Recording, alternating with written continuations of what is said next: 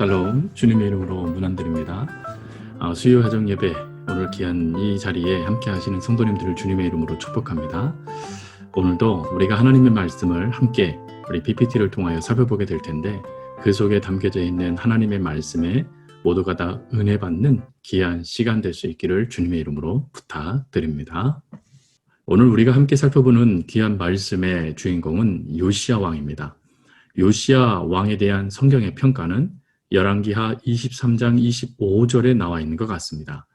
요시야와 같이 마음을 다하여 뜻을 다하며 힘을 다하여 모세의 모든 율법을 따라 여호와께로 돌이킨 왕은 요시야 전에도 없었고 후에도 그와 같은 자가 없었더라. 요시야는 하나님 앞에 이와 같이 인정받은 왕이었죠. 요시야가 왕으로 이렇게 인정받기 전에 요시야 왕 앞에 두 인물들을 살펴봐야 됩니다. 본문의 말씀, 우리가 함께 살펴보고 있는 말씀의 앞부분을 보시면 여기 요시야 그리고 아몬, 므낫세가 있습니다.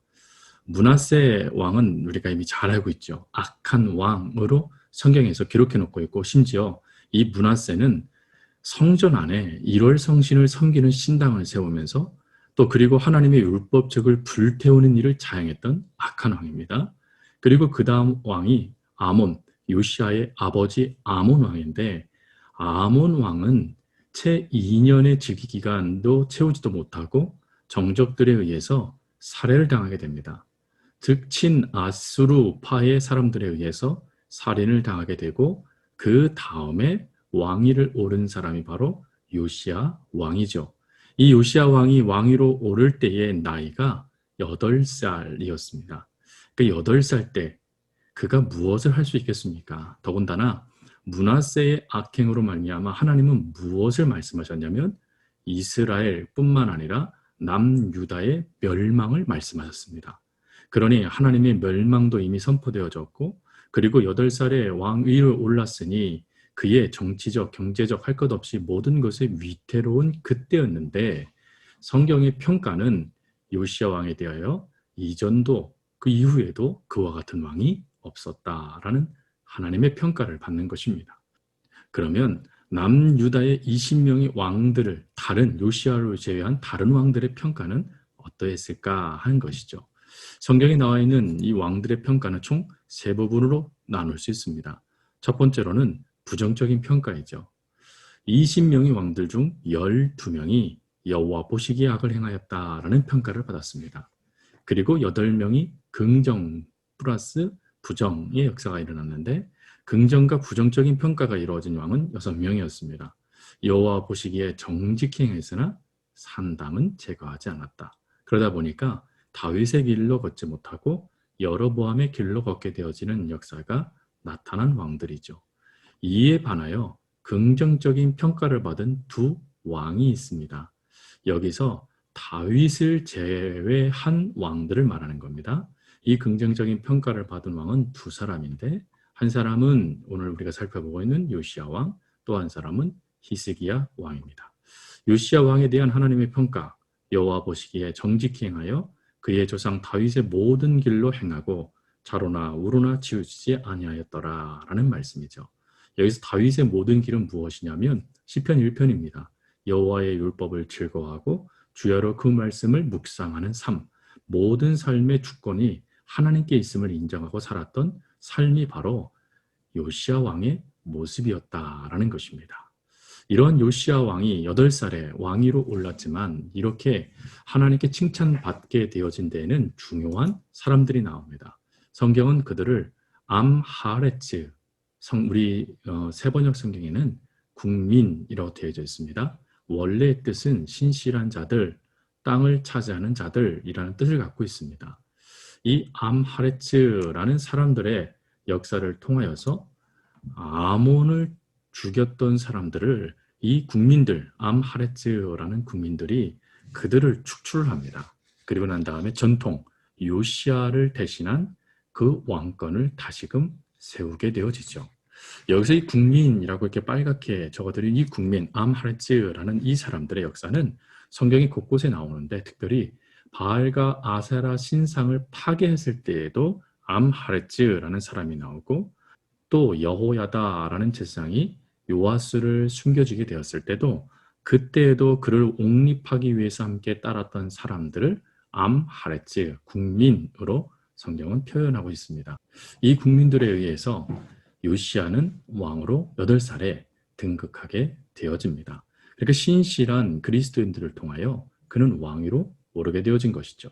그리고 난 다음에 그도 신실한 왕, 신실한 하나님의 백성의 삶을 살아가게 되어집니다. 특별히 우리가 말씀을 함께 좀 살펴볼 텐데요. 역대하 34장 3절입니다. 이 말씀이 참 중요한데 함께 읽겠습니다. 요시야는 왕이 된 지 8째 해, 여기서 8째 해는 8년째 즉위했으니까 16살을 말하는 겁니다. 16살 되는 해에 아직도 매우 어린 나이에 조상 다윗의 하나님을 찾기 시작하였다라고 되어졌습니다. 이 찾기 시작하다라는 이것이 누군가의 권유로 찾는 것이 아니라 스스로 찾다라는 뜻입니다. 그러니까 조상 다윗의 하나님을 스스로 찾기 시작하였다라는 것이죠. 이 부분에 대해서 어느 분이 이렇게 설명을 하시더라고요. 들풍로드의 청소년 시기 가운데 하나님이 없다라고 말했던 이가 어느 순간 하나님이 살아계시는구나 라고 고백하며 하나님을 붙잡기 시작하는 때, 하나님을 믿기 시작하는 때라고 말이죠. 이렇게 요시야는 스스로 하나님을 찾으면서 하나님의 백성으로서의 삶을 살아가게 되어집니다. 그러면서 요시야는 종교개혁을 일으키게 됩니다. 근데 이 종교개혁은 어느 날 한 번에 종교개혁을 한 것이 아니라 끊임없이 특별히 그가 16살이 되는 시점에서부터 그가 하나님의 부름을 받은 그때까지 끊임없이 종교개혁을 일으키게 되어지죠. 첫 번째 종교개혁이 바로 우상척결입니다. 우상 숭배가 하나님 앞에 어떠한 죄라는 것을 알고 있었기 때문에 철저하게 할아버지가 세웠던 일월성신을 섬기는 모든 조형물들과 남유다 그리고 이미 아수르에서 멸망당한 북이스라엘까지 찾아가서 모든 산당과 우상들을 파괴해버렸던 왕이 바로 요시야 왕입니다.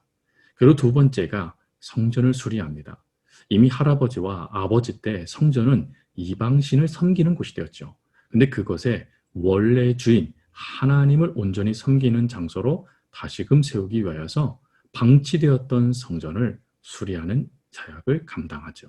그리고 난 다음에 제사장 제도를 다시 정립합니다.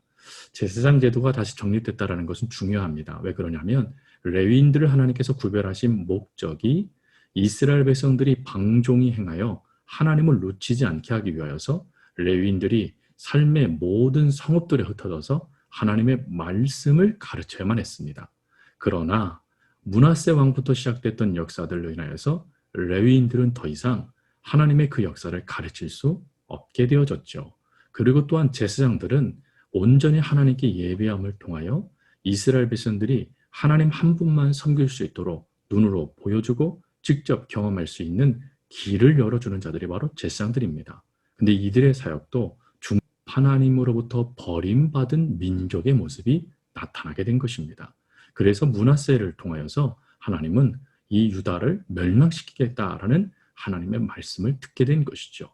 근데 그러한 역사가 할아버지 때 이루어졌는데 요시야는 자신의 때가 됐을 때는 다시금 말씀 중심의 모습으로 돌아오게 되었다라는 것입니다.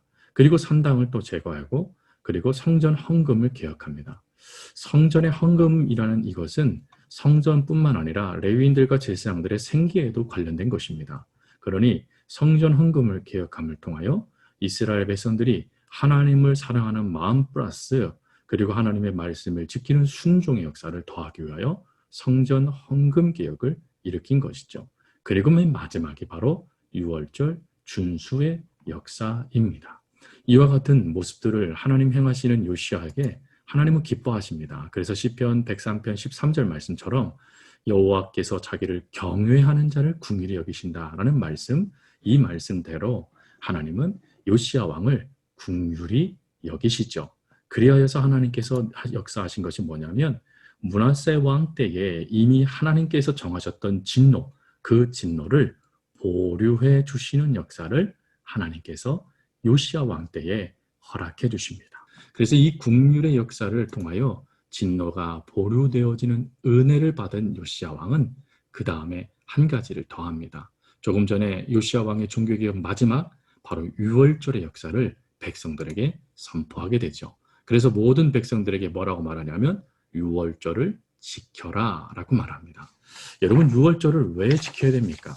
유월절은 철저하게 하나님의 구원을 경험한 절기입니다.